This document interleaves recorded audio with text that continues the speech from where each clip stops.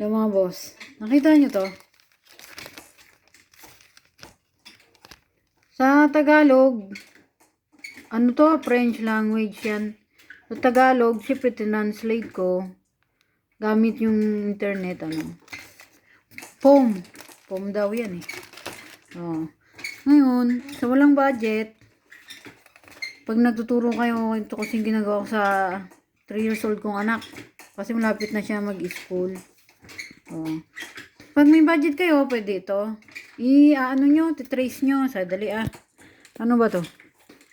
Ay, ikot ba to? Ang hirap naman. Ito. Nakita nyo? Yan. Ganyan ginawa ko. Tapos, sinulatan ko ng ballpen. Yan to. Para malinaw lang. Yan. Ganyan ko. Binakat ko siya. Kung wala kayong budget, kaya nyo na yan. Oo. Ganyan ha. Oo. Ngayon, sabi ko sa anak ko, nak, sulat ka. Matigas pa ulo eh. Oo. Hindi, normal naman yun, 3 years old. Hindi lapis ang bibigay nyo mga boss. Nagkamali ako. Ito. Paano ba yun? Kahit stick. Huwag naman yung nakakatusok na delikado. Safe na stick. Tapos ganyan mo siya. Yan. Makakatipid ka kasi yung anak mo, hindi na siya gagamit ng pambura. Tsaka lapis. Oh. Pwede mo siyang gawin malaking ABCD, maliit na ABCD. Kahit anong letter. Tapos,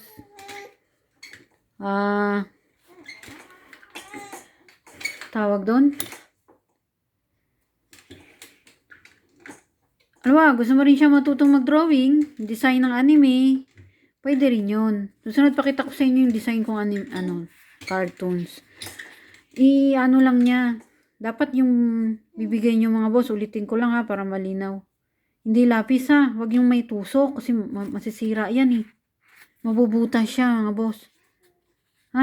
Dapat yung mga ganyan lang. Parang lapis din siya eh. Mas maganda ito saglit. Kasi ito maganda ito eh. Yun kasi walang Ito gamit ko eh. Dali.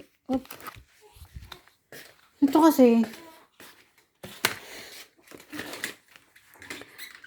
yan kita nyo. Hindi yan siya ballpen. Hindi rin siya nakakatusok. Ganyan mo siya. Yan nakita nyo. Matututo siya niyan. Mas mabilis siyang matututo magsulat. Yan. Ay, hindi nyo pala nakikita. Yan. Yan.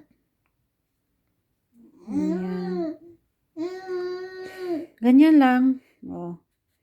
Wag yung matusok ka kasi masisira, mabubutas yan. Wag lapis. Ganyan lang ha. Sana na-gets nyo. Yun lang. Pag may budget kayo, kahit wag nyo na to gawin. Sa mga wala lang tong mga budget.